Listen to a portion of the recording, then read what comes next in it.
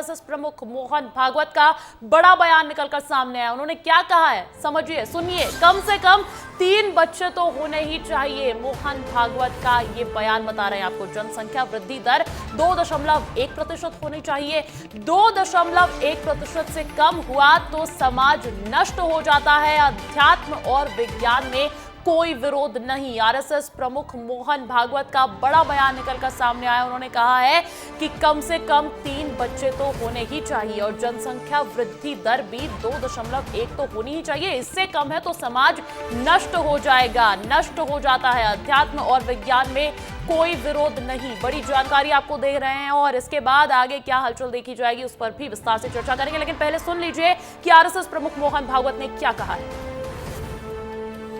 संख्येचा उल्लेख झाला, जनसंख्या कमी होते फार चिंता चिंतेचा विषय आहे। त्याचं कारण ते शास्त्र, लोकसंख्या शास्त्र जे आधुनिक ते असं सांगतं की 2.1च्या खाली जायला लागलो तर तो समाजच नष्ट होतो, पृथ्वीच्या पाठीवर तो राहत नाही। कोणी त्याला मारेल असं नाही, तो काही नसलं संकट तरी तो समाज नष्ट होतो, पुढे चालत नाही। अनेक भाषा अशा नष्ट झाल्या, अनेक समाज असे नष्ट झाले। 2.1च्या खाली येतं आपल्या देशाची जनसंख्या नीति। और चलिए अब इस बयान के मायने समझ लेते हैं। मेरे साथ जुड़ गए हैं लाइव एमपी के ब्यूरो चीफ अंचल शुक्ला। उनका रुख करना चाहेंगे। अंचल जी, साफ कह दिया है मोहन भागवत ने कि कम से कम 3 बच्चे तो होने ही चाहिए और जनसंख्या वृद्धि दर को लेकर भी चिंता जाहिर की है।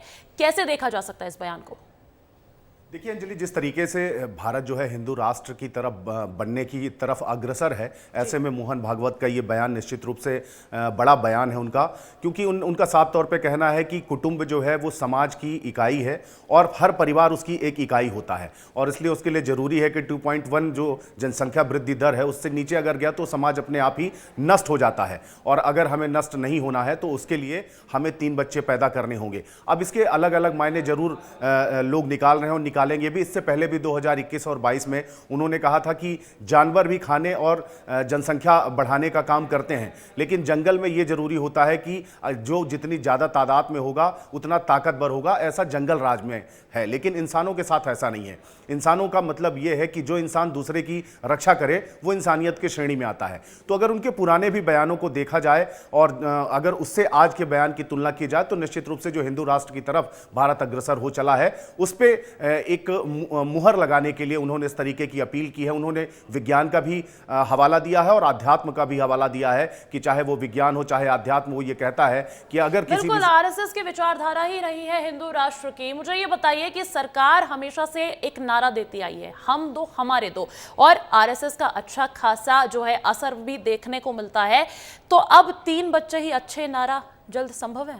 अंजलि देखिए, इससे पहले आप सही कह रही हैं, हम दो हमारे दो का नारा जरूर आया था, लेकिन जनसंख्या नियंत्रण नीति पर भी उन्होंने कहा है कि जनसंख्या नियंत्रण नीति पर बात होनी चाहिए और जनसंख्या नियंत्रण नीति जो है सभी पंथ और धर्म के लोगों के लिए एक सी होनी चाहिए, ना कि हिंदू हैं तो हम दो हमारे दो और मुस्लिम हैं तो उनके लिए कोई सीमा नहीं, कोई बाध्यता नहीं है। तो यूनिवर्सल सिविल कोड की बात कर दी आपने। बहुत बहुत शुक्रिया तमाम जानकारी के लिए।